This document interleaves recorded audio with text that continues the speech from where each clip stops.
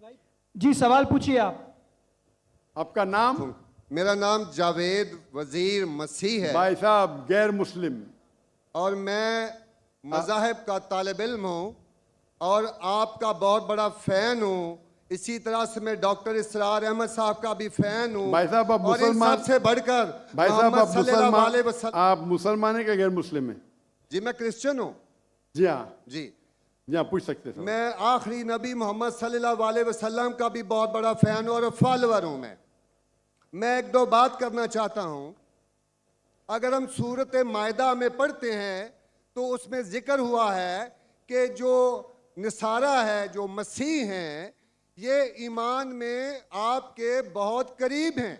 फिर उसके बाद मैं जिक्र करना चाहता हूँ, जब आप पे बुरा वक्त आया, तोबा माजरत के साथ मैं लफ्ज़ लेता हूँ, तो आपको एक मसीह बादशाह ने पनाह दी। उसके बाद मैं ये देखता हूँ कि हजूर सल्लल्लाहु अलैहि वसल्लम जब अपनी ज़ात में थे तो एक बेवा खातून थी जो आप रास्ते में से गुजरते थे तो आप पे वो कचरा फेंकती थी, लेकिन आप नीचे से देखते हुए मुस्कुरा के चले जाते थे। उसका क्या हुआ कि 2-3 दिन के बाद ये वाक़या ख़त्म हो गया। उसके बाद आपने देखा कि ये क्यों नहीं हो रहा। जब आपने देखा कि वो बिस्तरे बीमारी पे पड़ी हुई है और आपने जाकर उनकी तीमारदारी शुरू कर दी और आपने भाई उनको आप खाना दिया। इस पे सवाल उसके specific- सवाल आ रहा हूँ, सवाल आ रहा हूँ ना भाई, इंटरप्ट क्यों कर रहे हो? मैं ये बात करना चाह रहा हूँ कि मोहम्मद सल्लल्लाहु अलैहि वसल्लम जो हैं वो रहमतुल आलमीन हैं। वो जब बेवा ने देखा कि जिन्होंने मुझे भड़काया था वो तो कोई अब उनका पुरसाने हाल नहीं है, लेकिन हजूर सल्लल्लाहु अलैहि वसल्लम नबी कौनो मकान आखिरी नबी जो इस सरवर कायनात रहमतुल आलमीन हैं, वो उनकी तीमारदारी करते हैं। वो आपके इस अमल को देखकर बशर्फ इस्लाम हो गई। आज मैं अपने मुल्क में देखता हूँ कि मुझे मसीह होते हुए यहाँ नफरत की निगाह से देखा जाता है, जबकि उनको रहमतुल आलमीन कहा गया है। अगर हम अपने मसीहों के साथ वो रवैया नहीं रखेंगे जो हजूर सल्लल्लाहु अलैहि वसल्लम ने रखा है तो वो कैसे रहमतुल आलमीन हैं? भाई साहब का अच्छा सवाल है। उनका नाम जावेद मसीह है और उन्हें मिसाल दी कि मोहम्मद सल्लल्लाहु अलैहि वसल्लम जब साहबा ने हिजरत की तो अबिसीनिया के बादशाह ने उन्हें पनाह दी और जिक्र किया एक औरत जो कचरा फेंकती थी, और वो कह रहे कि आज इस मुल्क में मुसलमान उनको नफ़रत की नज़र से देखते, अपने अल्फाज इस्तेमाल की नफ़रत की निगाह से देखते हैं। तो क्यों, जब अल्लाह के रसूल रहमतुल आलमीन हैं तो मुसलमान नफ़रत की निगाह से क्यों देखते हैं? कुरान में अल्लाह सुब्हानहू व तआला फरमाते हैं सूरह माइदा में सूरह नंबर 5 आयत नंबर 82 में कि मुसलमान के सबसे करीब वो लोग हैं जो कहते हैं कि वो क्रिश्चियन हैं। ये कुरान की आयत है कि मुस्लिम से सबसे करीब वो लोग हैं जो लोग कहते हैं मैं नसारा हूँ, आई एम अ क्रिश्चियन। ये कुरान की आयत है। और कुरान में 1/3 हिस्सा 1/3 of the Quran is address to, मुखातिब है या अहले किताब, या अहले किताब कहो अहले किताब से, यहूद और नसारा से। तो 1/3 हिस्सा कुरान मजीद का तकरीबन अहले किताब से मुखातिब है। और आपका सवाल कि अल्लाह के रसूल रहमतुल आलमीन ने, बेशक है, कुरान की आयत है सूरह अंबिया सूरह नंबर 21 आयत नंबर 107, वमा अरसलनाका इल्ला रहमतुल आलमीन, कि मोहम्मद सल्लल्लाहु अलैहि वसल्लम अल्लाह ने उन्हें रहमतुल आलमीन, रहमत बना के भेजा है सारे आलम के लिए, सारे इंसानियत के लिए। वो बेशक है, उस पर कई किताब लिखी गई। अगर आपको मुसलमान नफरत से देखते हैं, उसकी वजह जानना ज़रूरी है।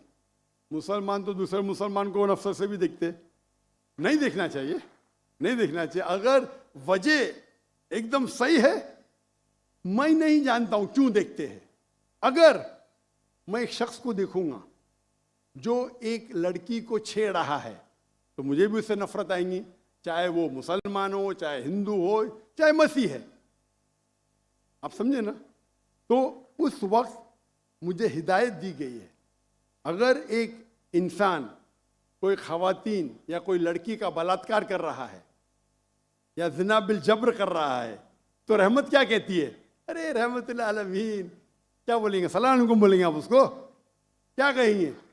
अगर आप बलात्कार देख रहे, ज़िना बिल जब्र हो रहा है, आप क्या कहेंगे? मैं मुसलमान हूँ, अस्सलाम अलैकुम। अल्लाह के रसूल की हदीस है, अगर कोई बुरा चीज देखते हैं तो हाथ से रोको, हाथ से नहीं रोक सकते तो जबान से रोको, जबान से नहीं रोक सकते तो दिल में कोसो। ये मिसाल दे रहा हूं मैं नहीं कहता हूं कि आप बुरे इंसान हैं, मैं नहीं कहता हूं कि आप गलत काम कह रहे, लेकिन अगर कोई मुसलमान, मैं आपको नफरत की नजर से देख रहा हूं, जावेद भाई मैं आपसे मोहब्बत करता हूं, जावेद भाई मैं आपसे मोहब्बत करता हूं, on the microphone please, on the microphone,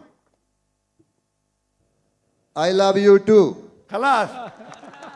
तो आप ये जनरल स्टेटमेंट देना कि मुसलमान मुझसे नफरत करते हैं, मेरे लिए गाली हो गई ना? नो सर, माजरत, मेरे अकेले साथ नहीं, मेरे तो बहुत अच्छे अच्छे दोस्त हैं, बल्कि बहुत से उलमा माशाअल्लाह, मेरे दोस्त हैं। माशाअल्लाह, माशाअल्लाह।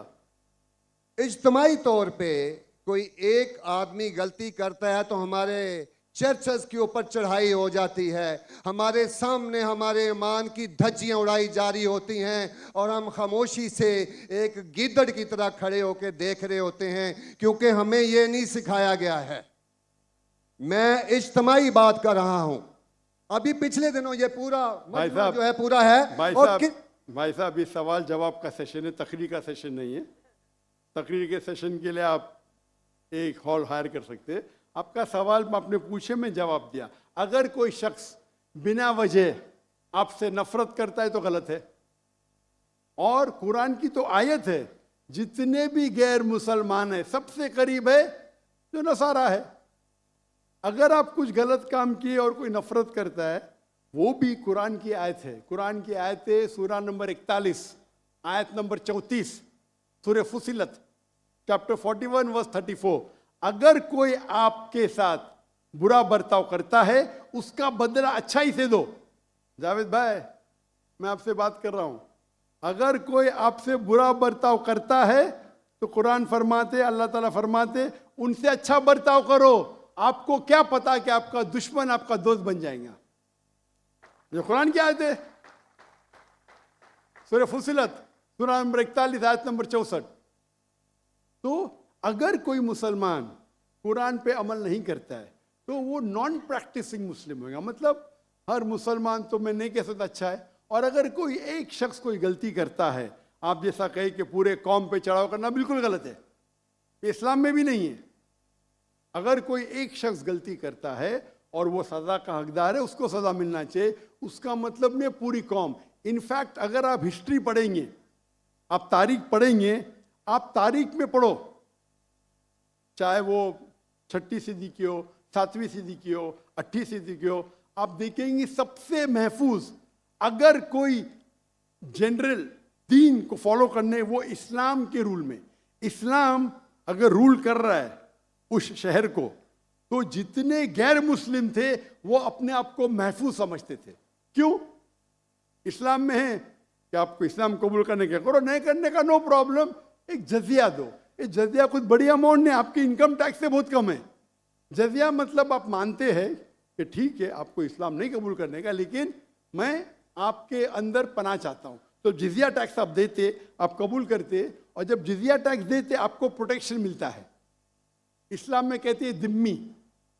और आप अगर इस्लामिक शरिया रूल के अंदर गैर मुस्लिम हैं, तो मुसलमान मुल्क का फर्ज है कि आपको महफूज रखे, आपको कोई छू नहीं सकता है। और अगर जंग होता है तो आपको लड़ने की भी जरूरत नहीं, बाकी सब मुसलमान को लड़ने पड़ेगा। और जिजिया बहुत कम है, इनकम टैक्स का तो स्मॉल परसेंटेज है। इसीलिए अगर आप हिस्ट्री पढ़ेंगे, जब सलाउद्दीन अय्यूबी ने कॉन्स्टेंटिनोपल पे हमला किया, उस वक्त जो क्रिश्चियंस थे, ईसाई मजहब में कई फिरके थे, ऑर्थोडॉक्स, प्रोटेस्टेंट, कैथलिक्स, खुद ईसाई लोग अपने बाकी ईसाई भाइयों से उनका कत्ल करते थे।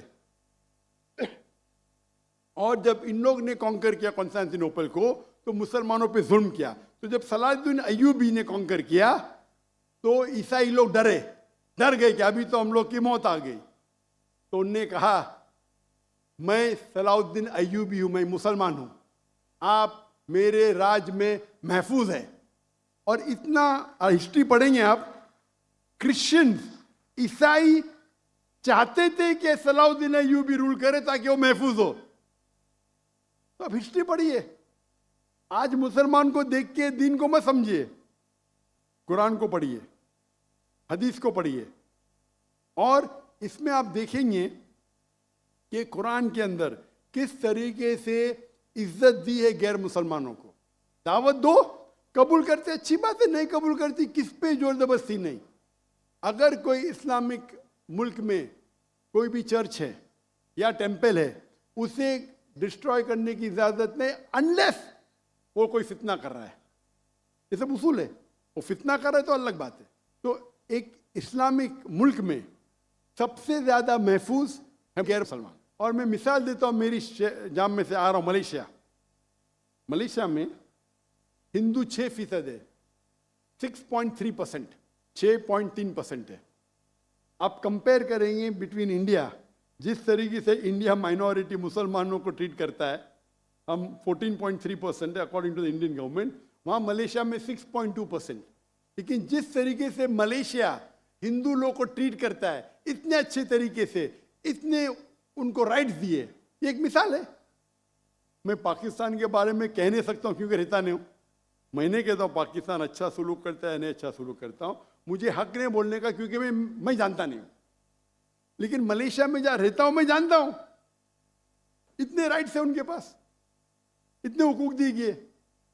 तो इस्लाम के अंदर गैर मुसलमान महफूज है। सिर्फ फितना नहीं करना चाहिए कि कुरान कहते फितना इज वर्स देन मौत, कत्ल से और खराब है। तो अगर आप फॉलो करते जो उस इस्लामिक मुल्क का कानून है, तो गैर मुस्लिम, सिर्फ गैर मुस्लिम होने की वजह से उन्हें कोई भी अटैक नहीं कर सकता है, और करता है तो गलत है। Hope that answers the question.